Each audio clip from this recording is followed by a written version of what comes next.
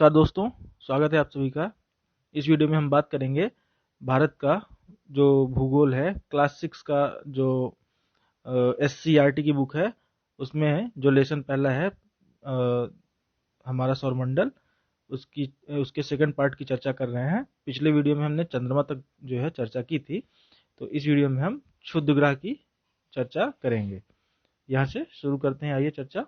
क्षुद्र ग्रह क्या होता है? तो मंगल और बृहस्पति की कक्षाओं के बीच में बहुत छोटे छोटे पिंड पाए जाते हैं, इन्हें क्षुद्र ग्रह कहा जाता है। ये सूरज का चक्कर लगाते हैं, तो इसे ये एक बेल्ट के रूप में मंगल और बृहस्पति के बीच में है। ठीक है, मान लीजिए ये मंगल की कक्षा है और ये बृहस्पति की कक्षा है, तो इसके बीच में ये एक बेल्ट के रूप में पाए जाते हैं, तो इसे बोलते हैं क्षुद्र ग्रह बेल्ट या एस्टेरॉयड बेल्ट, जो कि मंगल और बृहस्पति के बीच में पाई जाती है। यही प्रश्न बहुत ज्यादा इंपॉर्टेंट है। अगला है उल्का पिंड व उल्काश्म। तो उल्का पिंड, आपने आसमान में टूटता हुआ तारा देखा होगा, जिसे आपने अगर वो मूवी देखी हो, क्योंकि मैं झूठ नहीं बोलता, गोविंदा की, तो उसमें टूटते हुए तारे को देख के विश मांगी जाती है। कई सारी फिल्मों में ऐसा सीन है कि टूटते हुए तारे को देख के विश मांगी जाती है। वो कोई तारा नहीं होता है, वो उल्का पिंड होते हैं। दरअसल ये जो एस्टेरॉयड होते हैं, ये जब पृथ्वी के गुरुत्वाकर्षण के संपर्क में आते हैं, तो ये पृथ्वी के वायुमंडल में प्रवेश कर जाते हैं। और जैसे ही ये वायुमंडल में प्रवेश करते हैं, तो वायुमंडल में बहुत, इनकी गति बहुत तेज होती है, तो वायु से घर्षण के कारण ये जल उठते हैं और हमें टूटते हुए तारे के रूप में दिखते हैं। अब ये अगर ये तारे जो है पूरी तरह से वायुमंडल में ही जल गए, वह पृथ्वी तक नहीं पहुंचते हैं, तो ये होगा उल्काश्म। ठीक है, मीन्स जो उल्कापिंड वायुमंडल में प्रवेश किया और पूरी तरह से जल के राख हो गया, तो वो होगा उल्काश्म। लेकिन अगर ये पिंड पूरी तरह से नहीं जलता और जमीन पर हमें छोटे पत्थर के रूप में मिलता है, तो उस अवशिष्ट पिंड को बोलते हैं उल्का पिंड। ठीक है, मीन्स जो उल्का पिंड अंतरिक्ष से वायुमंडल में प्रवेश किया और पूरी तरह जल गया, वो है उल्काश्म। और जो अंतरिक्ष से वायुमंडल में प्रवेश किया और धरती तक पहुंच गया, वो है उल्का पिंड। अगला है पुच्छल तारे, कॉमेट्स। ये क्या होते हैं? तो बहुत सारे जो बड़े बड़े पिंड हैं, जिनमें गैसें होती हैं, बर्फ, धूल, ये सारी भरी होती हैं, और ये सूरज का चक्कर लगाते हैं। हम जानते हैं कि सभी पिंड जो है, ये सूरज का चक्कर दीर्घवृत्ताकार पथ पे करते हैं, जैसा कि आप यहाँ पर देख सकते हैं। इनका जो पथ होता है कुछ ऐसे होता है। ठीक, तो जब ये पिंड सूरज से दूर होते हैं, तब तो इन पर कोई असर नहीं पड़ता, लेकिन जब ये सूरज के पास होते हैं, तो इनमें उपस्थित जो गैस और जो भाप है या जो जल है, बर्फ है, वो तेजी से वाष्पीकृत होती है। और चूंकि ये लगातार सूरज की ओर जा रहा है, तो वो जो वाष्पीकृत हुई गैस है, भाप है, वो इसके पीछे की ओर निकलती है और सूरज की रोशनी से तेज चमकती है, और हमें एक तारे के रूप में दिखती है, जिसकी एक पूंछ होती है। ठीक है, तो इस तरह से पुच्छल तारा बनता है। तो पुच्छल तारे का मुंह सदैव सूरज की ओर होता है और उसकी पूंछ जो है सदैव वो सूरज की विपरीत दिशा में होती है। तो ये है पुच्छल तारा। एक तारा बहुत फेमस है, हेली। इसके बारे में पेपर में कई बार पूछा जा चुका है। हेली ये हर 76 वर्ष पे दिखता है, तो हो सकता है इस पे आप ये पूछ लिया जाए।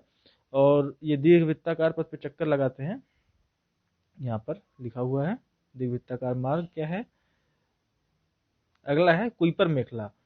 तो इसके बारे में भी मैंने आपको पिछले वीडियो में बताया था कि जो नेपच्यून है, उसके बाद जो बाह्य अंतरिक्ष है, इन दोनों के बीच में है कुइपर मेखला, और यहाँ पर भी जो है बहुत सारे खगोलीय पिंड हैं।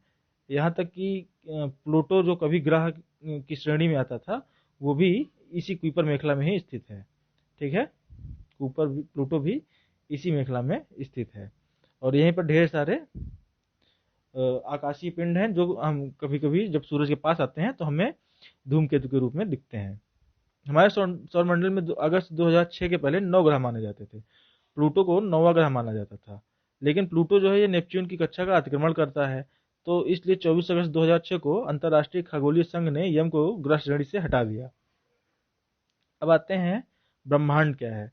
तो हम सभी ब्रह्मांड का एक छोटा सा भाग है। ठीक है, बस आप ऐसा कर सकते हो। देखिए, इसको ऐसे देखते हैं, जैसे आप अपने घर में रहते हो। आपका घर कहाँ है? एक किसी शहर में है या गांव में है। फिर एक जिला होता है। ठीक है, जिला के बाद फिर मंडल होता है, स्टेट होता है, और फिर देश होता है। देश कॉन्टिनेंट में होता है, कॉन्टिनेंट अर्थ पे है, अर्थ कहाँ है, सौर मंडल में है, सौर मंडल कहाँ है, गैलेक्सी में है।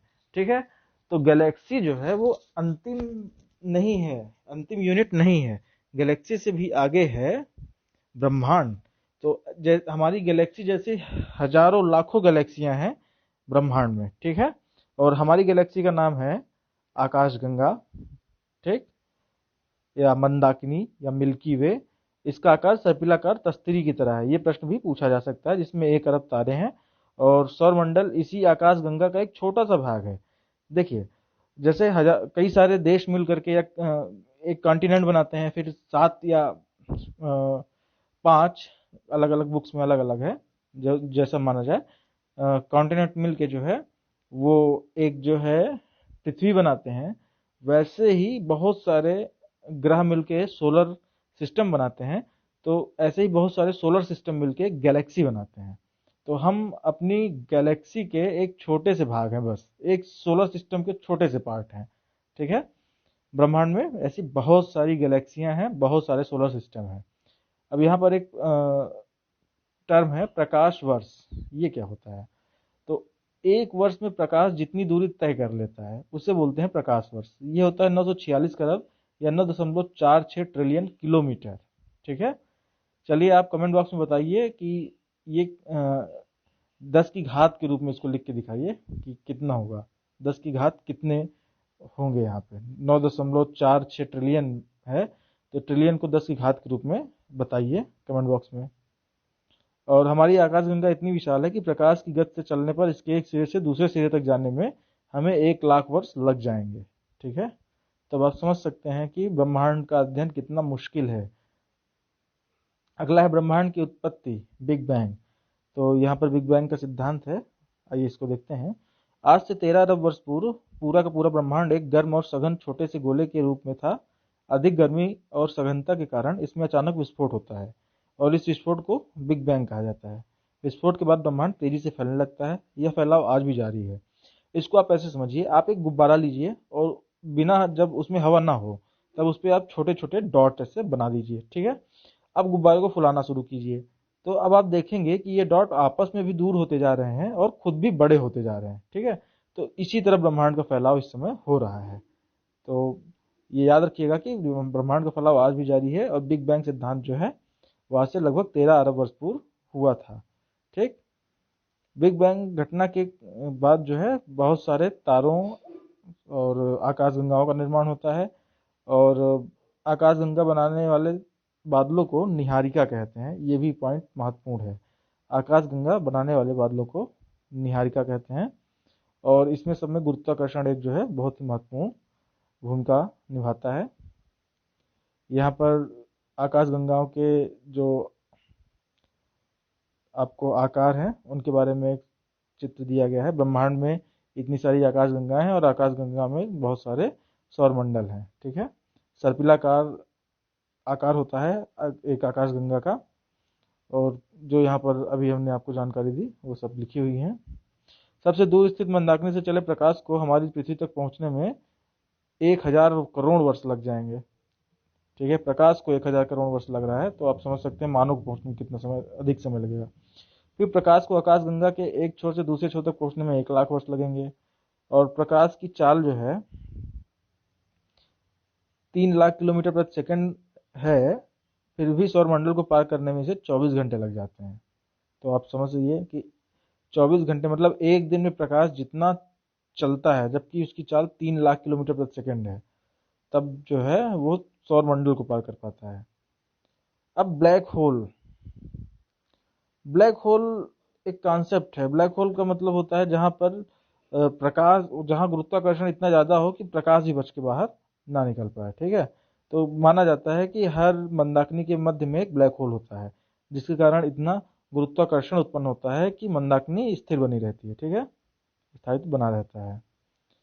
अब हमारा सूर्य आकाशगंगा के लगभग 100 अरब तारों में से एक है। आज से लगभग 5 अरब वर्ष पूर्व मंदाकिनी आकाशगंगा की बाहरी भुजा में हमारे तारे सूर्य का जन्म हुआ था। तो सूर्य की आयु लगभग 5 अरब वर्ष पूर्व है। ठीक है, और यहाँ पर कृष्ण वीवर या ब्लैक होल के बारे में छोटी सी जानकारी दी गई है और ये महत्वपूर्ण है। ब्लैक होल एक ऐसा आकाशीय पिंड है जिसका बहुत अधिक भार अथवा द्रव्यमान अत्यंत सीमित स्थान पर एकत्र रहता है, अर्थात इसका घनत्व बहुत अधिक होता है। इस कारण ब्लैक होल का गुरुत्वाकर्षण बल इतना शक्तिशाली होता है कि कुछ भी इसके खिंचाव से बच नहीं सकता है, यहाँ तक कि प्रकाश भी। और जब प्रकाश हमें कहीं पर अवशोषित हो जाए तो हमें वो जगह काली दिखती है। तो अंतरिक्ष में ऐसे तमाम सारी जगह हैं जहाँ पर देखने पर लगता है कि यहाँ प्रकाश नहीं जाता तो है लेकिन वापस रिफ्लेक्ट होकर नहीं आता है, और इसीलिए उसे हम ब्लैक होल कहते हैं। अब ये लेसन हो गया खत्म। ये इसका जो है अभ्यास है, आप लोग ये अभ्यास करिएगा। और मैं चाहूँगा कि जो ये सही जोड़े बनाएं और ये जो रिक्त स्थानों की पूर्ति है, इसको आप कमेंट बॉक्स में ही अटेम्प्ट कीजिए अगर आपने वीडियो पूरा देखा है, दोनों पार्ट तो। और साथ ही इस प्रश्न का उत्तर दीजिए, कुइपर बेल्ट क्या है, इसको भी आप कमेंट बॉक्स में अटेम्प्ट कीजिए। यहाँ पर कुछ शब्दावली है जिनको आप देख लीजिएगा। और इस वीडियो में इतना ही। आपके लिए कल इसका दूसरा भाग लेके आएंगे, ठीक है। तो वीडियो को दोस्तों के साथ शेयर जरूर कर दीजिएगा। इस वीडियो में इतना ही। Signing off.